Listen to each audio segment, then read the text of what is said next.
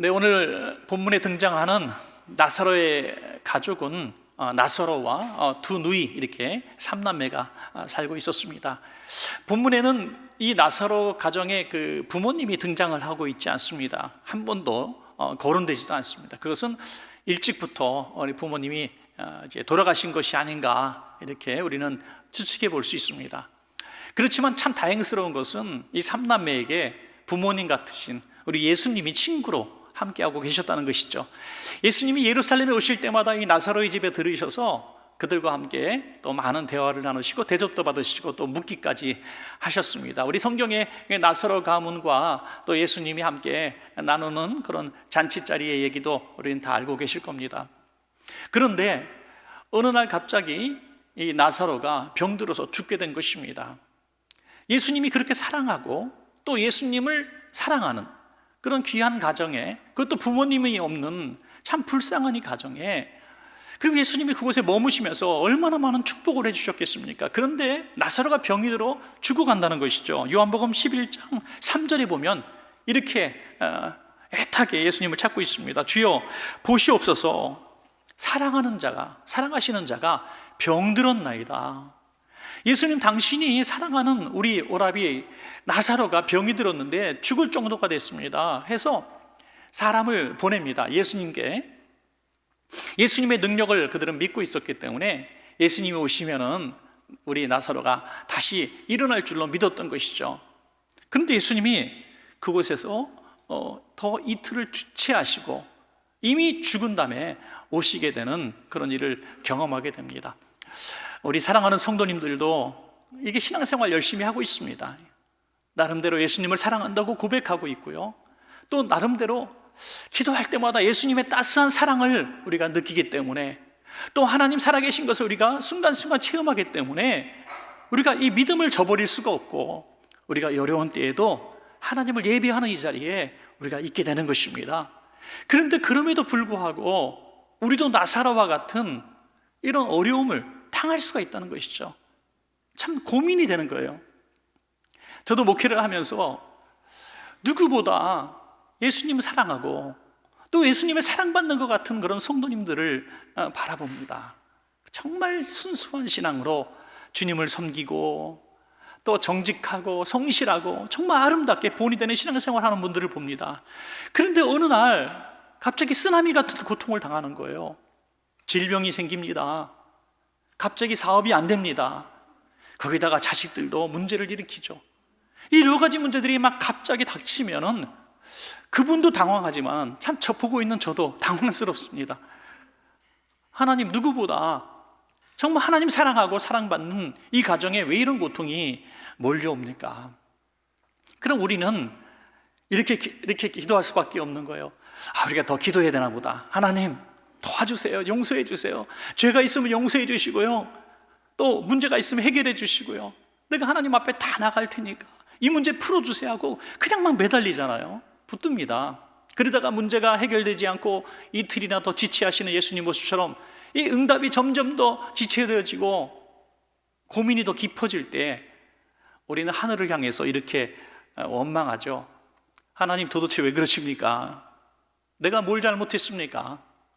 하나님, 도대체 하나님 뜻이 어디 있습니까? 하면서 우리는 신앙에 어떤 일종의 회의감이 들게 되는 것이죠. 이렇게 지치고 피곤한 어떤 성도님이 어느 날 그렇게 고백하는 걸 들어봤습니다. 목사님, 내가 신앙생활을 쭉 하고 있습니다만은 참 낙이 없습니다. 즐거움이 없어요. 되는 게 없어요. 자식도 문제 일으키고 부부관계도 별로 좋지 않고 사업도 안 되고 그냥 뭐든지 지쳐버렸습니다. 풀리겠지 하며 기도하던 세월이 벌써 수년이 지났는데 이제 마음도 많이 지치고 하나님, 나 이렇게 살다 죽으려나 보다, 이렇게 낙심하는 모습이 됩니다. 그럴 때가 있다는 것입니다. 그런데 여러분, 오늘 나사로의 이야기를 통해서 우리가 좋은 교훈을 얻게 되는 것은 이 나사로가 당한 이 고통은 하나님의 계획하심 속에 있었다는 것입니다. 그래서 하나님은 일부러 이틀을 또 지체하게 하시고 나사로가 죽을 때를 기다리셨다가 나사로를 다시 살려주신 것입니다. 그 살리신 사건을 통해서 크게 두 가지 영광을 이루셨는데, 하나는 하나님 아버지께 영광이 되었고, 두 번째 오늘 본문에서 함께 은혜 나누고자 하는 중요한 부분은 이 나사로의 누이들이 큰 믿음을 갖게 되었다는 것이죠. 이전의 믿음은 무엇이었냐면 예수님을 아주 좋은 부모님 같은 분, 의지할 수 있는 분, 좋은 친구 같은 분, 가까이 하면 막 행복해지는 그런 분으로 알고 있었다가 이번 사건을 통해서 예수님이 자신들의 구원자이심을, 하나님의 아들 되심은, 죽은 자를 다시 살리시는 그 하나님의 아들로 믿게 되었다는 것이죠.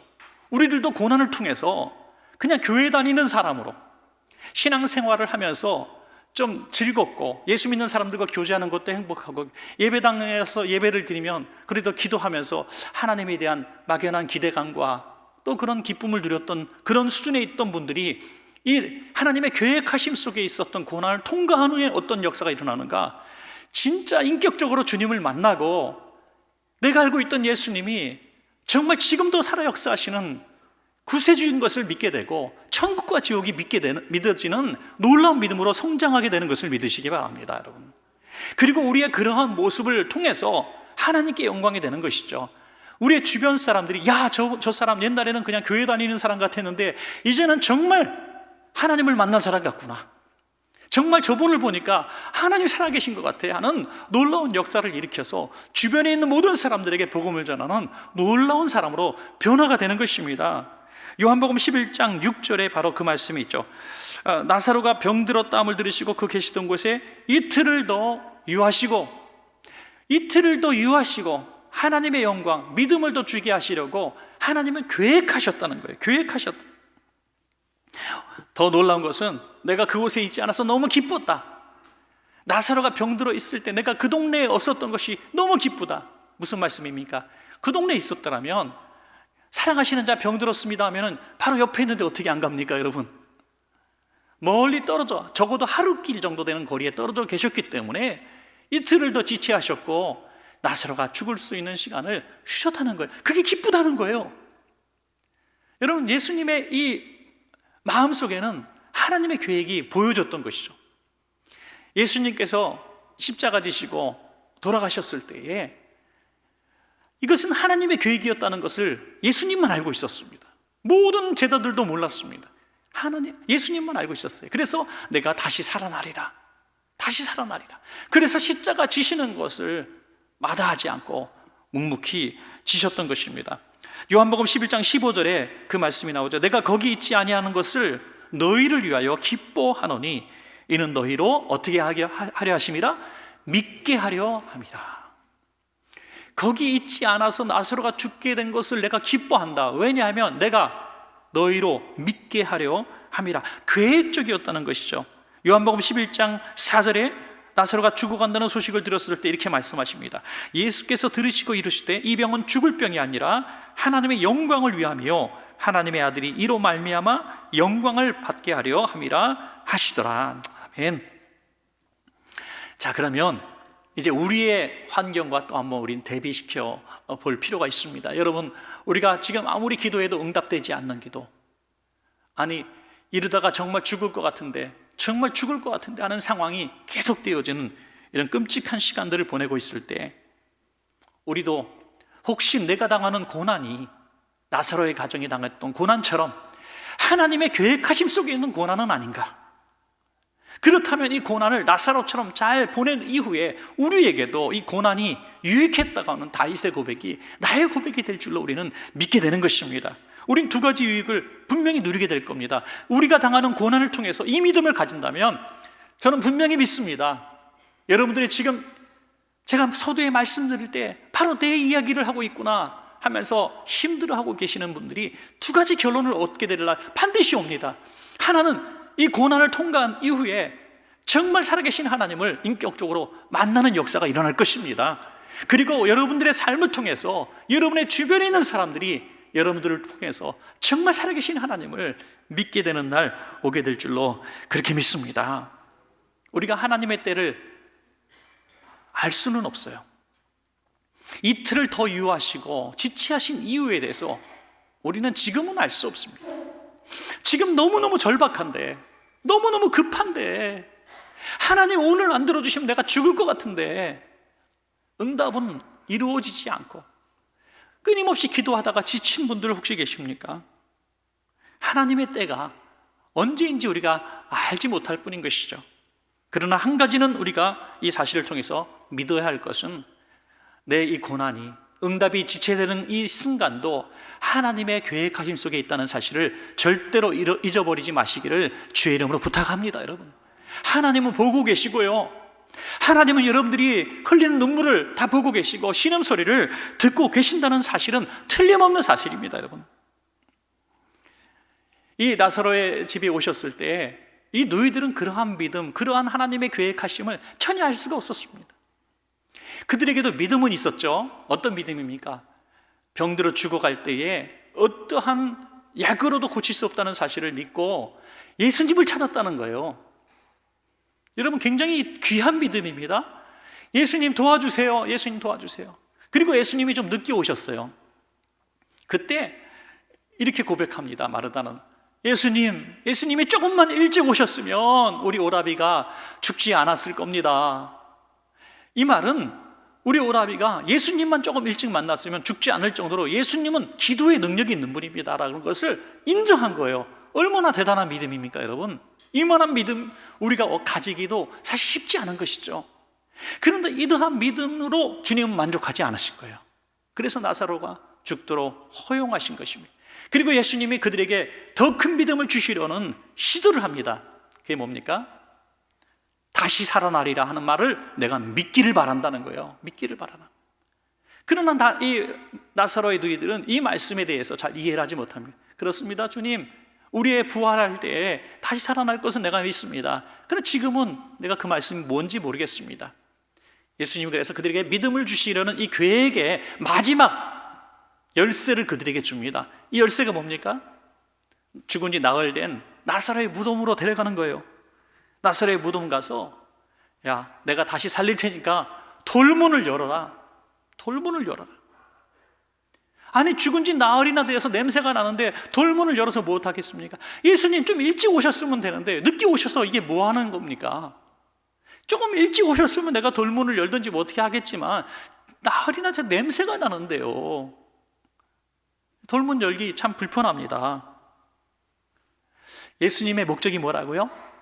그들을 믿게 하게 하시려고 이 모든 것을 계획하셨는데 그들이 마지막 이 열쇠를 열지 못하는 거예요. 순종이란 열쇠, 돌문을 여는 것밖에 그들은 사실 할 수가 없는 거예요.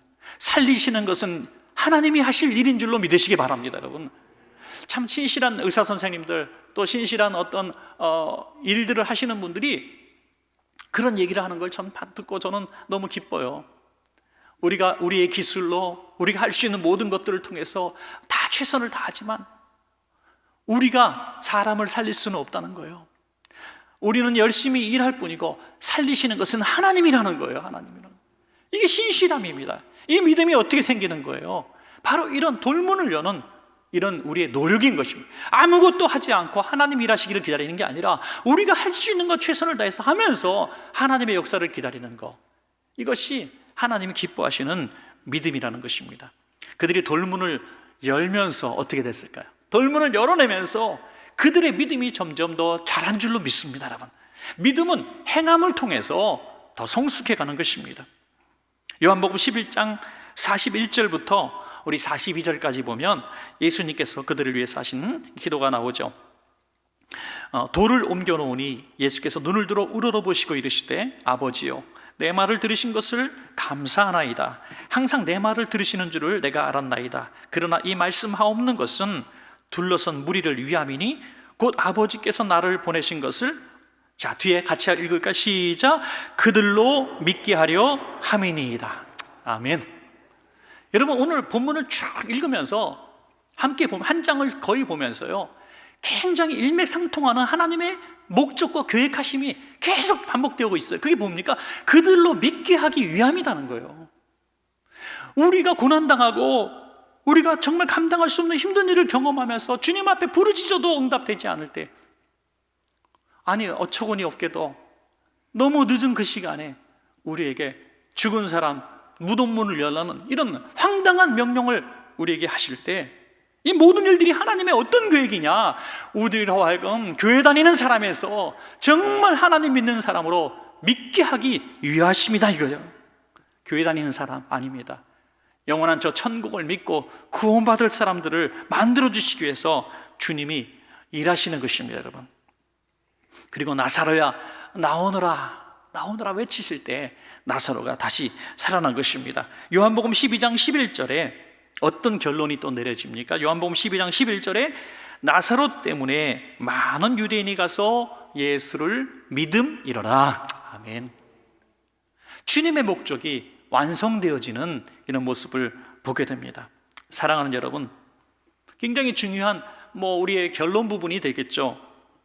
나사로의 가정에 닥친 어느 날 닥친 이 끔찍한 고난, 이해할 수도 없고 왜 그러는지 알 수도 없고, 또 예수님을 찾아 간절하게 부르짖는 그 소리도 외면하시고 그냥 이틀이나 아무것도 없는 것처럼 기다리시고 죽기까지 기다리셨다가 오셔서 오히려 기뻐한다는 이상한 말씀을 하시더니 기껏 하신다는 말씀이 무덤 돌문이나 네가 열어봐라.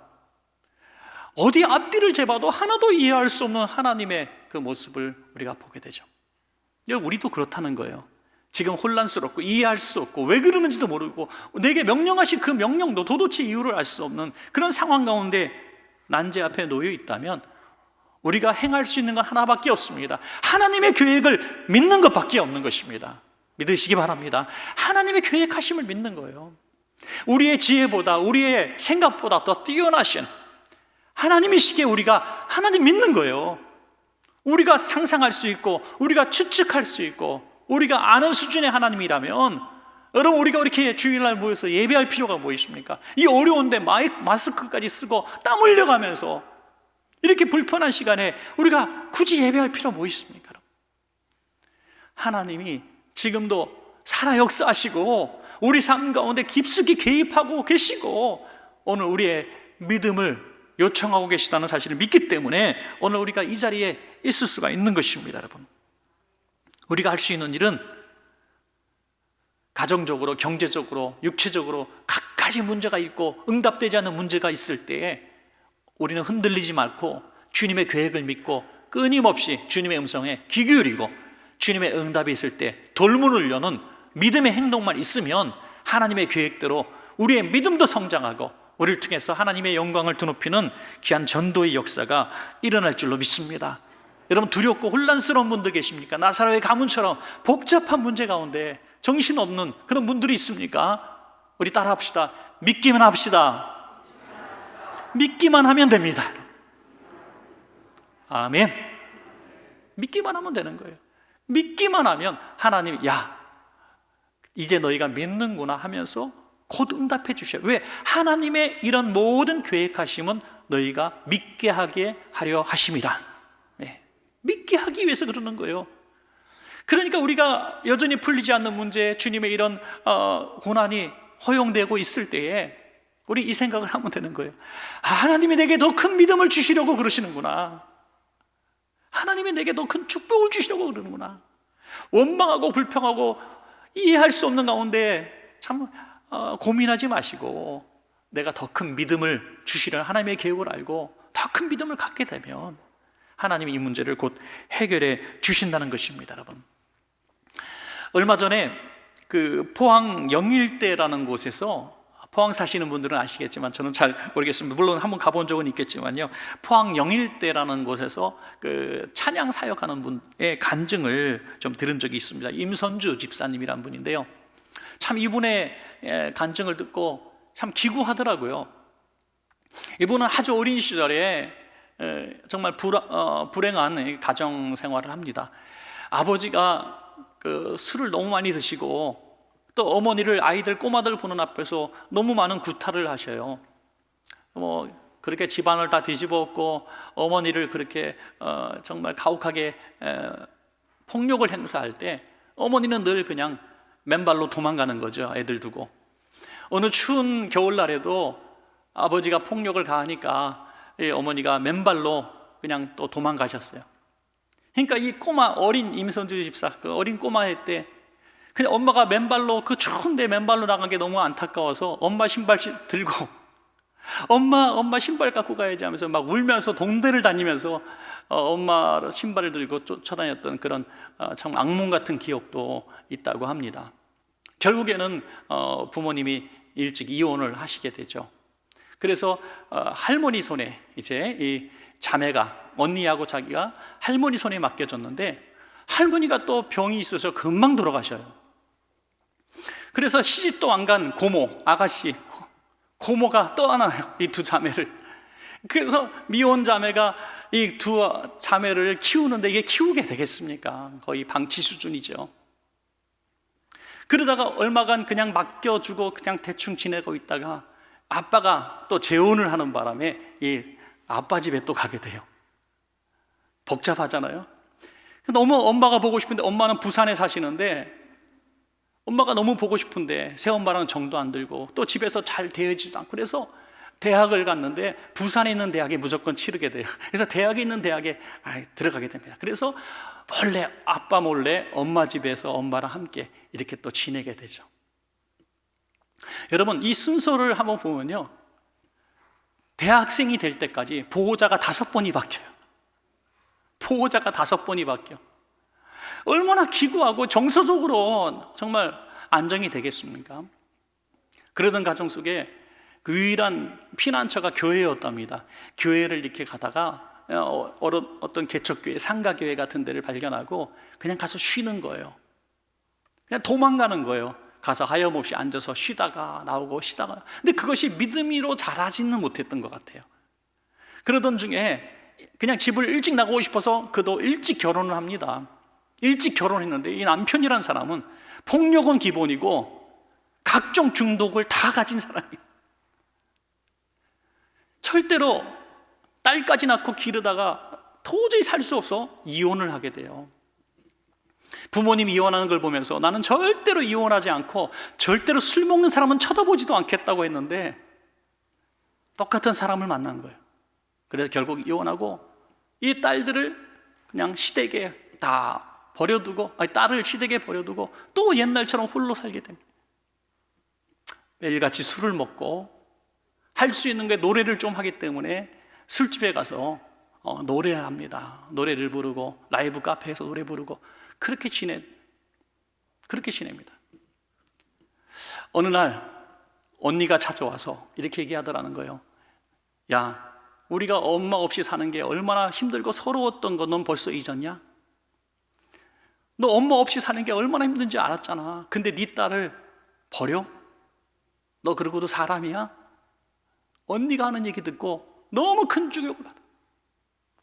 그래서 아이를 데리고 와야 되는데 주질 않는 거예요. 그래서 인도하시는 어떤 권사님의 전도를 받고 교회 집회를 가게 됩니다. 예배를 드리다가 이제 기도를 하는데 기도가 되겠어요. 그냥 통곡을 하고 울기 시작합니다. 주변에 있는 사람들이 저 여자 미쳤다고 말할 정도로 그냥 엉엉 울면서 아버지, 아버지. 육신의 아버지는 부르기도 끔찍한 아버지인데 하나님 아버지를 그렇게 부르짖었던, 미친 사람처럼 부르짖는데 갑자기 환상이 보이더라는 거예요. 십자가가 큰 십자가가 보이는데 그 십자가에 달리신 예수님이 자기의 죄 때문에 그곳에서 고난당하시고 죽으신 것이 확실하게 믿어지더라는 거예요. 순간적으로. 그 자기가 자기 손바닥으로 자기 뺨을 때리고 자기를 막 때렸대요. 너무 자신이 믿고 원망스러워서 내 죄 때문에 이 못난 죄 때문에, 이 악한 죄 때문에 예수님이 십자가 지신 것 너무너무 부끄럽고 죄송해서 주님 왜 죽으셨어요? 못난 나를 위해서 왜 죽으셨어요? 평생 해보지 못했던 그런 회개와 자책을 하면서 떼굴떼굴 구르며 통곡하며 울었답니다. 그때 예수님이 정말 피부로 느낄 정도로 안아주시면서 이런 말씀을 하시더래요. 선주야, 내가 너를 참 오래 기다렸다. 내가 너를 사랑한다. 잘 왔다. 그러면서 안아주시더라고요. 한참을 울고 기도하다 보니까 교인들이 다 가버리고 자기하고 자기 인도한 권사님 딱 둘이 앉아있더라고요. 완전히 변화된 삶을 살게 됩니다. 딸에게 찾아가서 정말 엄마가 미안하다, 엄마가 죄인이다, 엄마도 너 똑같은 고난을 너에게 줬구나 하면서 통곡하며 딸에게 사과를 합니다. 용서를 구합니다. 그리고 그 딸을 데리고 와서 집에서 다시 살게 됩니다. 뭔가 하나님 앞에 영광을 돌리고 살아야 되는데 할 수 있는 게 아무것도 없고 가진 것도 없어요. 이제는 길거리 가다 보면 다 자기 같은 사람이 보이더라는 거예요. 너무나 많은 사람들이 그 하나님의 사랑을 모르고 정말 엉망진창으로 살아가는 그 모습들이 자기 모습 같더라는 거예요. 너무나 속이 상하고 안타까워서 복음을 증거하고 싶은데 증거할 수 있는 방법이 없어요. 그래서 몇 사람 구성해서 이제 찬양을, 거리 찬양을 하다가 또 몇 년 하다 보니까 그 구성원들이 다 또 흩어지니 이제는 2014년부터 혼자서 그냥 나 혼자라도 하겠다면서 기타 하나 메고 그냥 이 포항에 영일대 가서 찬양하는 것이 벌써 7년째라는 거예요.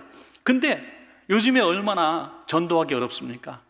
요즘에는 전도하는 거, 교회 찬송가 들고 교회 다니는 것조차 눈총이 따가운 시선인데 지금도 매주 토요일마다 수많은 사람들이 어떻게 뭐라고든지 손가락질을 하든 뭐라 그러든지 찬양으로 계속 매주마다 지금도 복음을 전하고 있다는 거예요. 너무나 놀라운 일이죠. 제가 그래서 뭐 다 볼 수는 없고 오늘 함께 부르신 찬양 있잖아요. 오늘 찬양 부르신 이 찬양을 부른 곡이 있더라고요. 그래서 뭐 한 2분 정도, 2분 30, 50초 정도 되나요? 한 그 뒷부분만 한번 여러분께 그분의 찬양 모습을 한번 보여드리고 싶습니다. 한번 보실까요? 내게 허락하신 시련을 통해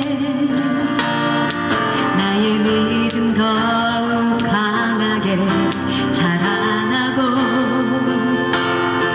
험한 산과 굴짝이 지나는 동안 주께 더 가까이 나를 이끄시네.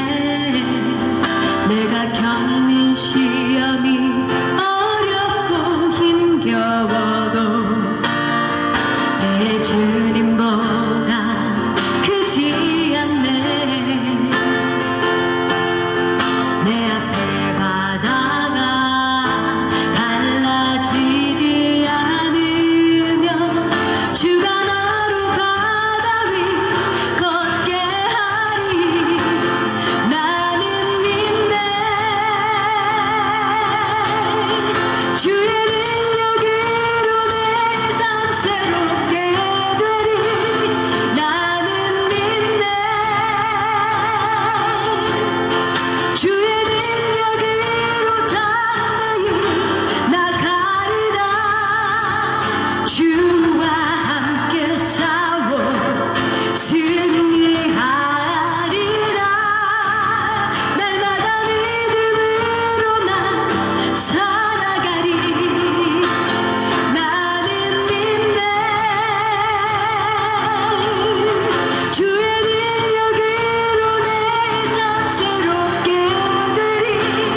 나는 믿네. 주의 능력으로 담대히 나가리라. 주와 함께 싸워 승리하리라. 날마다 믿음으로 나 살아가리. 날마다 믿음으로 나 살아가리.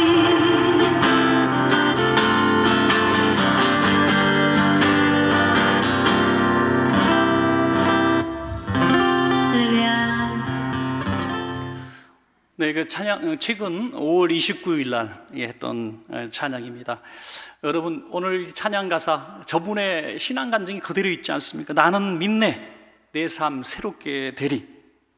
여러분, 이 말씀의 결론과 같습니다. 아무리 힘들고 우리가 오랫동안 기도해도 풀리지 않았던 문제들, 2중 3중고로 계속 겹치는, 나만 왜 이렇게 불행할까 하는 그런 문제들, 내가 분명히 예수님 사랑하고 살아계신 것을 내가 믿는데 왜 이 문제가 풀리지 않는가, 의문 속에 사로잡혔던 분들, 오늘 이 말씀 통하고 이 간증을 통해서 여러분 확실하게 믿으시기 바랍니다. 하나님의 계획하심 속에 있다. 하나님의 계획하심 속에 있다. 나는 믿는 것밖에 방법이 없다. 하나님의 때에 하나님 분명히 그 문제를 풀어주시고 우리의 작은 믿음을 더 크게 만들어주시고 우리의 삶이 전에는 세상에서 방탕하고 엉망으로 살았던 저 한 사람의 삶을 저렇게 전도자로 바뀐 것처럼 우리 삶이 완전히 역전되어져서 이전까지는 나를 통해서 예수 믿는 사람이 한 명도 없었는데 이후에 살면 내가 전하는, 내가 만나는 모든 사람들이 나를 통해 예수님을 믿게 되는 기적적인 삶의 변화가 우리 가운데 있을 것을 믿고 기대하시기 바랍니다.